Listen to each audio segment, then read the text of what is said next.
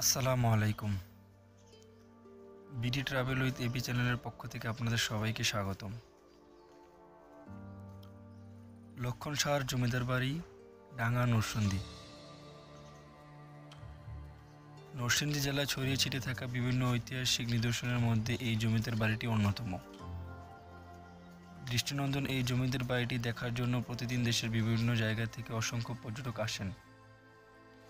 আজকের ভিডিওতে আমরা আপনাদের সামনে তুলে ধরার চেষ্টা করব বাংলাদেশের অন্যতম এই শৈল্পিক জমিদার বাড়িটিকে। তার আগে বলে নিই, যারা এই চ্যানেলটিতে নতুন এসেছেন তারা অবশ্যই চ্যানেলটি সাবস্ক্রাইব করবেন, আর যারা অলরেডি সাবস্ক্রাইব করছেন তাদেরকে অসংখ্য ধন্যবাদ।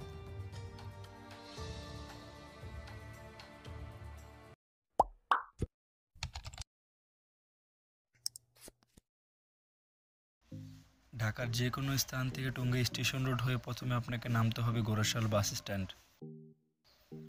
টঙ্গী থেকে বাসে গোরাশাল আসতে সময় লাগবে 45 মিনিটের মতো। ভাড়া পড়বে জনপ্রতি 60 থেকে 70 টাকা।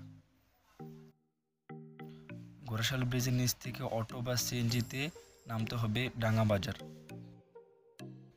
সময় লাগবে 30 মিনিটের মতো, ভাড়া জনপ্রতি 30 টাকা। ডাঙ্গা বাজার থেকে খুব সহজে লক্ষণ সাহার জমিদার বাড়িতে রিকশায় পৌঁছানো সম্ভব।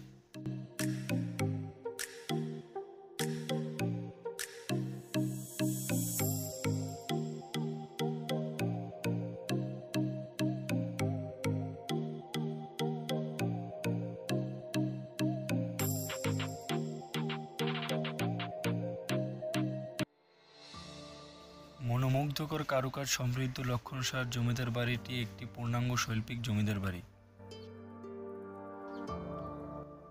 বাড়ির ডান দিকে রয়েছে একটি ছোট কারুকার্য খচিত ঘর।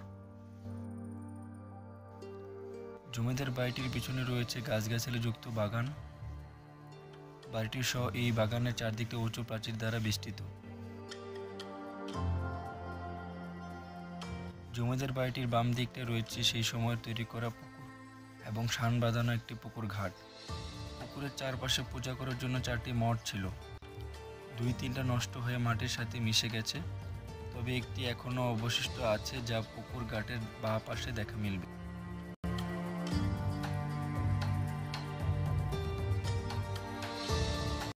ইতিহাস ঘেঁটে জানা যায় তৎকালীন ভারতবর্ষে এই এলাকাটি ছিল দেবোত্তর হিসাবে। মূলত দেবোত্তর বলতে বোঝায় ওয়াকফ জমি। ওই সময় দেবোত্তর জমি হলে জমিদারকে খাজনা দেওয়া লাগতো না। এই জমিদার বাড়িটি তৈরি করেছিলেন জমিদার লক্ষণ সাহা। মূলত তিনি ছিলেন প্রধান জমিদারদের অধীনস্থ সাব জমিদার। জমিদার লক্ষণ সাহার ছিল 3 ছেলে: নিকুঞ্জ সাহা, পেরিমোহন সাহা ও বঙ্কু সাহা। ছোট ছেলে বঙ্কু সাহা ভারত ভাগের সময় এখান থেকে চলে যান, থেকে যায় 2 ভাই।